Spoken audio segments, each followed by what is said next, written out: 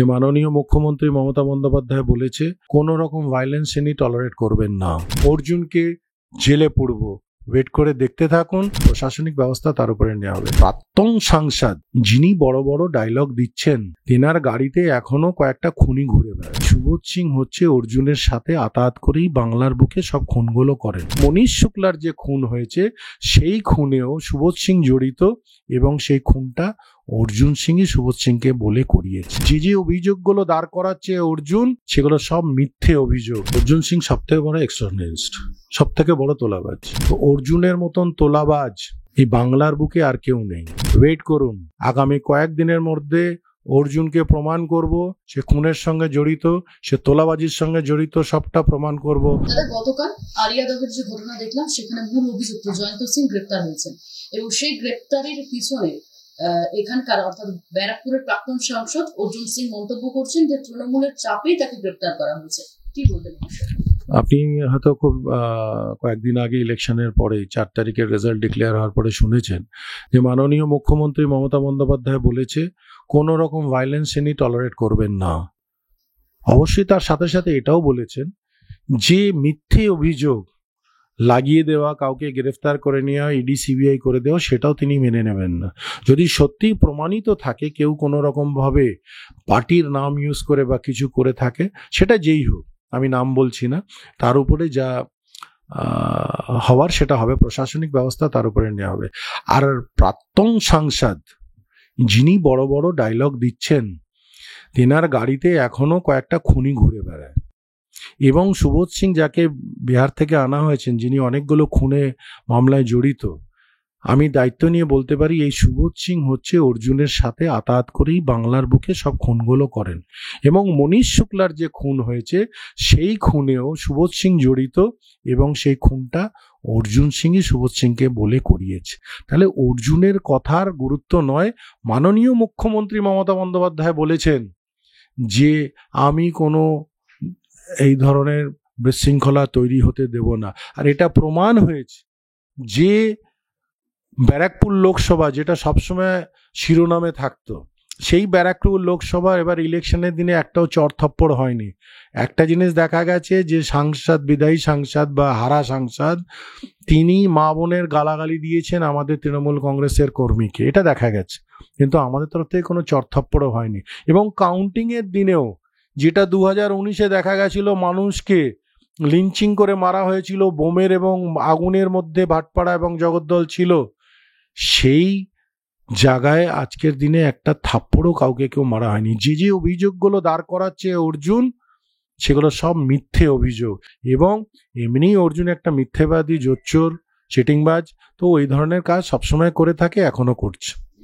অর্জুন সিং আরো মন্তব্য করছেন যে তৃণমূল মানে তোলাবাজ, এবং তিনি আরো পাশাপাশি বলছেন যে এই যে কেষ্টু বিষ্টু, জয়ন্ত সিং বা তাজেমুল হোসেন, যাকে আমরা দেখলাম কয়েকদিন আগে গ্রেপ্তার হতে, তাদেরকে পুষে রাখছে নিজেদের তোলাবাজি, যে যত বেশি তোলাবাজি করবে তাদের জন্য পুষে রাখা। আমি আপনাকে এই মিডিয়ার মাধ্যমে আপনাদের বলছি যে অর্জুন সিং সব থেকে বড় এক্সটর্নালিস্ট, সব থেকে বড় তোলাবাজ।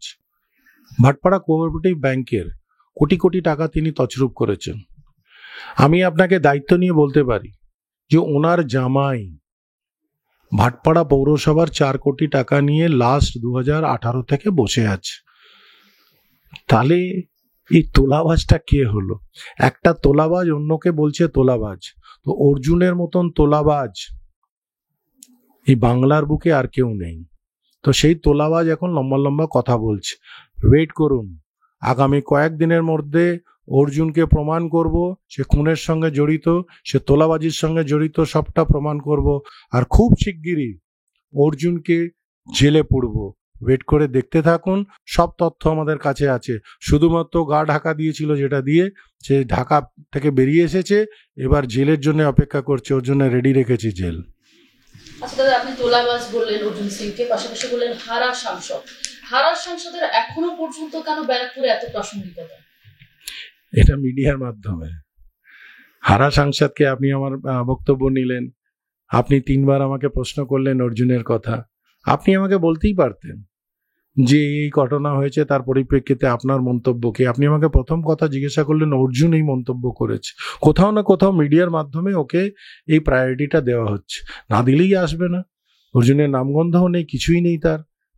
তো সেখানে কোথাও না কোথাও যখন মিডিয়া, আমার কাছে একটু আগে একটা সাংবাদিক সম্মেলন হলো, সেখানে প্রথম প্রশ্নটাই আমাকে করলো হচ্ছে যে অর্জুন এই বলেছে, তার পরিপ্রেক্ষিতে আমার কাছ থেকে নিচ্ছে। আমরা এরপর থেকে সিদ্ধান্ত নিচ্ছি যে অর্জুনের কোনো বাইটের আমরা উত্তর দেব না। আচ্ছা আচ্ছা দাদা, আপনাদের ব্যারাকপুরে এখন বিধায়ক রয়েছে, পাশাপাশি তৃণমূল কংগ্রেসেরই, তারপর পাশাপাশি রয়েছে এখন এমপি যে সাংসদ, তিনিও কিন্তু তৃণমূল কংগ্রেস থেকে। অবশ্যই। সেখানে দাঁড়িয়ে আজকেও একটি কারখানা মিল বন্ধ হয়ে গেল। এতদিন মানে বিজেপির কেন্দ্র সরকারের কথা বলতেন, আপনার যে প্রাক্তন সাংসদ তার কথা বলতেন, বা আরো শাসন এইসব নিয়ে বলতেন, কোনোদিনও বলিনি আমরা। সেই জায়গায় দাঁড়িয়ে আজকেও কিন্তু বন্ধ হয়ে গেল। আমি আপনাকে পুরো বিস্তারিত ভাবে তাহলে বলতে হবে, 2 মিনিট লাগবে।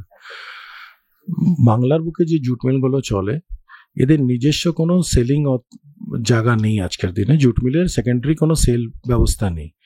প্রাইমারি সেল যেটা হচ্ছে সেটা হচ্ছে only central government of India food গ্রেনসের যে বস্তা, যেটাকে বিটুইল বস্তা বলা হয়, সেই বস্তাটাই উৎপাদন করে। আর এই অর্ডারটা সম্পূর্ণভাবে jute corporation of India, JCI যাকে বলা হয়, তারা এই অর্ডারটা দেয়। তারা প্রত্যেক মাসে বিভিন্ন জুট মিল যার যেরকম ক্যাপাসিটি, সেই ক্যাপাসিটি অনুসারে তাদের বেলের অর্ডার দেয়। 2023 জুন মাসে দেখা গেছিল 62টা জুট মিল যেগুলো চলছিল ছোট বড় মিলিয়ে, সেই জুট মিলের মধ্যে 3,80,000 বেলের অর্ডার ছিল 2023 জুন মাসে। কিন্তু 2024 জুন মাসে মাত্র 1,30,000 বেলের অর্ডার আছে, যেটা ভাগ করে তার ক্যাপাসিটি, উৎপাদন ক্যাপাসিটি হিসেবে তাদের ভাগ করে দেওয়া হচ্ছে।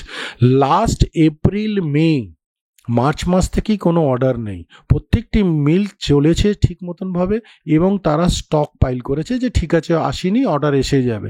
কিন্তু দেখা যাচ্ছে এক একটা মিলে প্রায় 7,000, 8,000, 10,000 করে বেল ইন স্টক রয়েছে। তাদের ক্যাপাসিটির বাইরে তারা চলে এসেছে উৎপাদন করার। এবং অ্যাংলো ইন্ডিয়া জুট মিল যেটা বন্ধ হয়েছে, দেখা গেছে প্রায় 7,000 বেল কয়েকদিন আগে যেটা গোডাউনে স্টক ছিল সেটা আগুন লেগে পুড়ে গেছে। তাদের কাছে এখন রাখারও কোনো জায়গা নেই। যেহেতু এই অর্ডার কমে গেছে, কেন্দ্র সরকার ইচ্ছাকৃতভাবে একটা ষড়যন্ত্র করে বাংলাকে পিছিয়ে দেওয়ার জন্য তারা অর্ডারটাকে বাংলার কাট অফ করে তারা কিন্তু এই বস্তার অর্ডারগুলো দিচ্ছে বাংলাদেশ, নেপালকে। তার মানে অর্ডার আছে সেন্ট্রাল গভর্নমেন্ট অফ ইন্ডিয়ার কাছে, কিন্তু তারা ইচ্ছাকৃতভাবে অর্ডার না দিয়ে তারা বাংলাদেশ, নেপালকে অর্ডার দিচ্ছে। সেই পরিস্থিতিতে যেহেতু জুট মিলগুলো সেই উৎপাদন করতে পারছে না, তারা ডেজ কাটেল করেছে। সপ্তাহে যেখানে 7 দিন 3 শিফট চলে, 24 ঘন্টা 24x7, সেখানে জুট মিলগুলো চলছে হচ্ছে 4 দিন 2 শিফট। এই পরিস্থিতিতে আমরা পশ্চিমবাংলা সরকারের তরফ থেকে মিনিমাম চালানোর জন্য আবেদন জানিয়েছি তাদের। তারা কেউ চালানোর পরিস্থিতিতে নেই, আবেদন জানিয়েছি।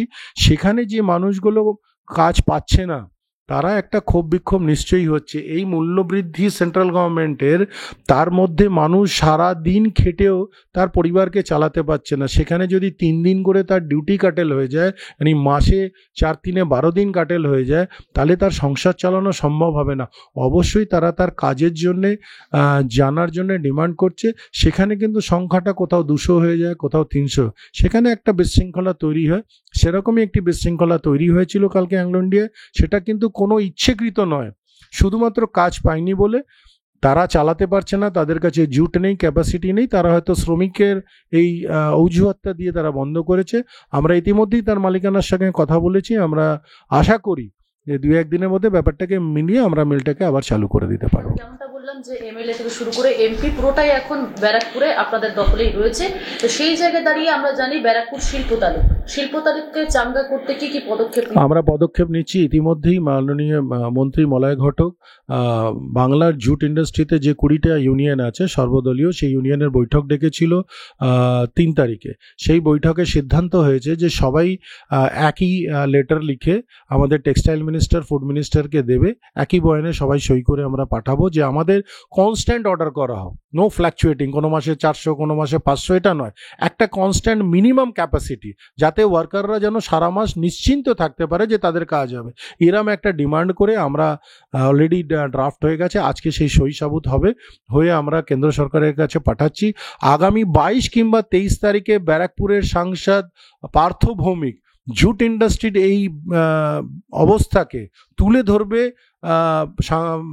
লোকসভাতে, এবং সেখানে জানাবে যে আগামী দিন তাদের একটা ফিক্সড অর্ডার দেওয়া হোক, যে অর্ডারটা নিয়মগত জুট কর্পোরেশন অফ ইন্ডিয়ার, যদি এখানে যে বিল তৈরি হয়েছে সেটা জুট মিলে রাখার কথা নয়, সেটা জুট কর্পোরেশন অফ ইন্ডিয়ার কিনে নেওয়ার কথা, কিন্তু সেই জায়গার থেকে, সেই নিয়ম থেকে তারা বেরিয়ে যে তারা আজকে জুট মিলগুলোকে রুগ্ন করার চেষ্টা করছে। এটা কেন্দ্র সরকারের একটা পরিকল্পনা, যেটাতে নিয়ে বাংলাকে বঞ্চিত করার চেষ্টা করছে, বাংলাদেশকে অর্ডার দিচ্ছে, নেপালকে অর্ডার দিচ্ছে, কিন্তু পশ্চিমবাংলাকে অর্ডার দিচ্ছে না। আমরা এটা নিয়ে সংসদে তুলবো, আমাদের সাংসদ লোকসভায় তুলবে, এরপরেও যদি না হয় তাহলে আমাদের প্রতিনিধি দল ইতিমধ্যেই আমরা সিদ্ধান্ত করছি টেক্সটাইল মিনিস্টার, ফুড মিনিস্টারের সঙ্গে দেখা করবে। একদম শেষ প্রশ্ন, আমরা আগে দেখেছি যে ব্যারাকপুর মানে আমরা দেখেছি দুষ্কৃতীদের আতুর ঘর একটা হয়েছিল, এতদিন পর্যন্ত সকলে আসতে ভয় করতে, এমন হতো গুলি বন্দুক রাহাজানি মারপিট ছিল। এখন এমপি এমএলএ আপনারাই রয়েছেন, আবারও বলছি, সেই জায়গায় দাঁড়িয়ে আপনারা কি কি ব্যবস্থা নিচ্ছেন যে এই দুষ্কৃতীদের তাণ্ডব না চলার জন্য? দেখুন, ইতিমধ্যে আপনি হয়তো এটা বিশ্বাস করবেন যে লোকসভা ইলেকশনের দিনে যেটা ব্যারাকপুর লোকসভা সবসময় শিরোনামে থাকতো, বোম চলেছে, গুলি চলেছে, ছুরি লেগেছে, গুলি লেগেছে, এসব চলতো, কিন্তু এটা প্রথমবার ঐতিহাসিক স্বাধীনতার পর কি ব্যারাকপুর লোকসভার অন্তর্গত ইলেকশনের দিনে একটা চড়থাপ্পড়ও কাউকে হয়নি। এবং হারা সাংসদ, সেদিনকে দেখা গেছে তৃণমূল কংগ্রেসের একটি কর্মীকে মা বোনের গালাগালি দিয়েছে এবং মিডিয়ার সামনে, সেটা দেখা গেছে। এছাড়া একটাও বিশৃঙ্খলা দেখা যায়নি। এবং কাউন্টিংয়ের দিনে যখন দেখা যায় 2019-এ দেখা গেছিল যে যখন হারছিল, তখন দীনেশ ত্রিবেদী যিনি হারছিলেন তাকেও হাত তুলে নাচতে হয়েছে, তাকে জবরদস্তি তার পাঞ্জাবি ছিঁড়ে দিয়েছিল, তাকে বিশৃঙ্খলভাবে একটা পরিস্থিতি তৈরি করা ছিল এবং ভাটপাড়া একটা আগুনের স্তূপের মতন তৈরি করে দিয়েছিল ভাটপাড়া জগদ্দলকে। কিন্তু এইবার দেখা গেছে 4 তারিখে সবাই আবির খেলেছে, তার বেশি কিছুই নয়। এখন কিন্তু কোথাও আতঙ্ক নেই, কোথাও কিছু নেই। শুধুমাত্র এই অর্জুন, যার কথা আপনি বললেন যে কেন এখনও তিনি মিডিয়ার কাছে আসছে, তিনি ইচ্ছেকৃতভাবে পোস্টপোল ভায়োলেন্সটাকে চর্চা দিয়ে একটা পোস্টপোল ভায়োলেন্স ক্রিয়েশন করে তিনি দেখাতে চাইছেন যে এখানের ব্যারাকপুর লোকসভা অশান্ত। এটা কিন্তু আমরা করতে দেব না। এবং প্রশাসনিক বৈঠক ইতিমধ্যেই পার্থ ভৌমিক আমাদের এমপি তিনি ডেকেছেন, সেখানে তিনি বলে দিয়েছেন যে আমরা কোনো গুন্ডাগর্দি বরদাস্ত করব না, চিরুনি তল্লাশি করা হবে আগামী দিনে, কোথায় বোম আছে, কোথায় মেশিন আছে, কোথায় কি আছে। দেখতে থাকুন আগামী দিনে যে ব্যারাকপুর লোকসভাকে আমরা গুন্ডামুক্ত যে প্রতিশ্রুতি দিয়েছি মানুষকে, সেটা করে দেখাবো আমরা।